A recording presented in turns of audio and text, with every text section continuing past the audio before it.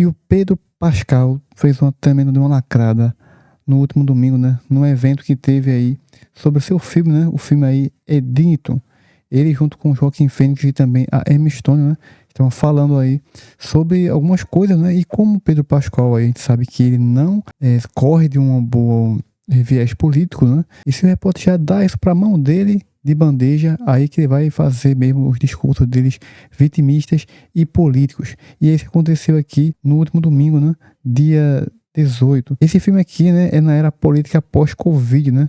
É um filme aí do Ari Aster. Aqui temos uma foto dele, aqui em Fênix, né? O diretor, a Emma Stone também que tá no filme, é também aqui. Quando se tratava de descompactar a política da cultura MAGA e Donald Trump, né, em Ari Asterlit, Eddington não havia como evitar o assunto para o cineasta e as estrelas Pedro Pascal e Joaquin Phoenix no Cannes, né, Festival de Cannes aí. Cannes Prize esta tarde, no caso essa notícia aqui foi do último domingo, né. Na verdade, Phoenix deixou o Pascal falar. O Pascal está se tornando aí, na verdade, né, uma espécie de versão feminina da Rachel Zegler, né? Porque ele tá falando pelos cotovelos aí, na verdade. Não tá falando assim igual a Rachel Zegler. Qualquer coisinha aí, qualquer chance que ele tem de lacrar, ele vai dar as suas lacradas, né? Eddington é um caldeirão sobre as consequências de Covid, né? Da Covid. O frenesi das mídias sociais e como Black Lives, né, Matter tomou conta do país.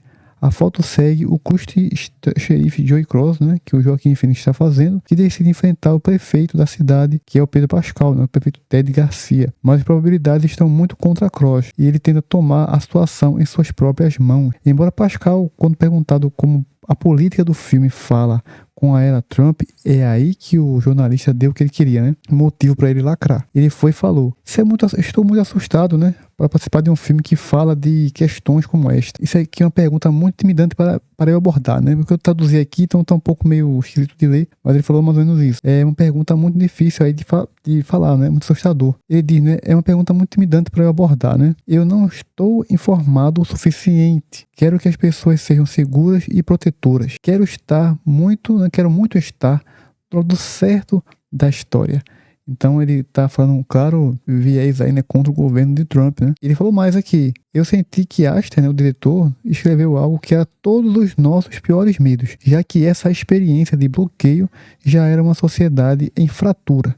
Isso foi contribuído em direção a um senso irrestrito de realidade e a um ponto de não voltar atrás. Fiquei impressionado com esse medo e é maravilhoso.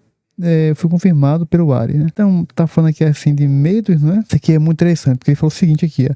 Essa experiência de bloqueio, isso aqui é o governo Trump, né? Com bloqueio nas fronteiras e coisas do tipo. Já era uma sociedade em fratura. Isso foi construindo uma direção a um senso irrestrito de realidade. E é um ponto de não voltar atrás, né? Ele fala muito sobre medo, medo, sabe? Né? Falando realmente muito aí de toques pro governo Trump. Ele vai falar aqui mais ainda aqui embaixo, né? Ele falou aqui, né? Acho que o medo é a forma como eles ganham. Por isso devemos continuar a contar histórias, disse Pascal em resposta a uma pergunta de Chase Ebert sobre o reforço da patrulha, né, de fronteira dos Estados Unidos com o Canadá. Ele fala o seguinte, né? Que o medo é a forma de instigar, né, o ganho dele. No caso, colocar medo, implicar medo. Também mais uma ressalva aí no governo de Trump, né?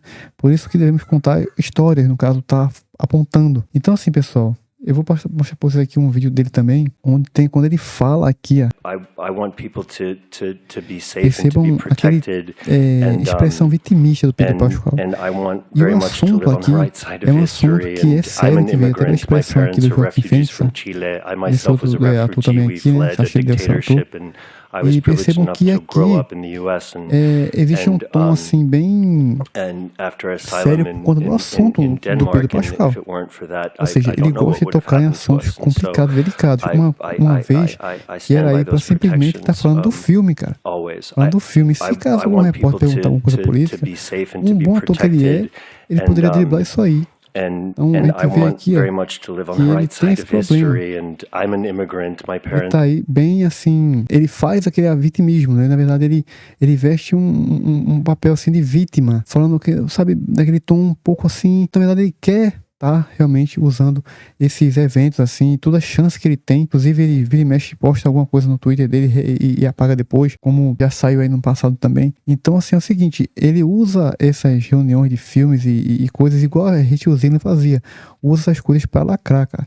E agora, ele fazendo isso, qual é o desrespeito dos fãs aqui, né? Que ele fez com os fãs aqui? Simplesmente porque existem muitos fãs, como eu disse no início, que estão lá são de direita, cara. Muitos caras curtem os filmes que ele faz, tudinho. E ele não, quando ele quer apontar essas coisas de ideologia e apontar o lado que ele tá, ele não tá nem aí pro outro lado, se você é fã dele ou não. Ele quer dizer o ponto de vista dele e acabou. Então ele não mostra assim, um pouco de sensibilidade com o fã, cara. A pessoa que tá ali do outro lado vendo o trabalho dele. Porque ele é um ator. Então o cara devia saber o que fala, quando fala. Eu vi comentários da galera assim, dizendo pra ele, um dos poucos que elogiaram, né? Dizendo assim, que a opinião dele, ele pode falar, coisa do tipo. Só que a opinião dele, ele tem de se expressar, certo, tem, mas se isso aí fosse na casa dele, né, numa reunião de amigos, em um outro ambiente. Se você está num evento aí, onde você está divulgando um filme, cara, e sei lá, tem outros atores também, o mínimo que você deve fazer é compensar, né, as palavras, né, comedir, pesar as palavras aí e deixar para falar desses assuntos políticos em outro momento. Então o cara tem muita chance aí de falar de coisas de dentro do filme, como história, enredo, né, ambientação, coisas do tipo, coisas técnicas do filme, o cara inventa de falar de política. Então isso aí é uma forma de você usar, né, a posição que você tá para lacrar.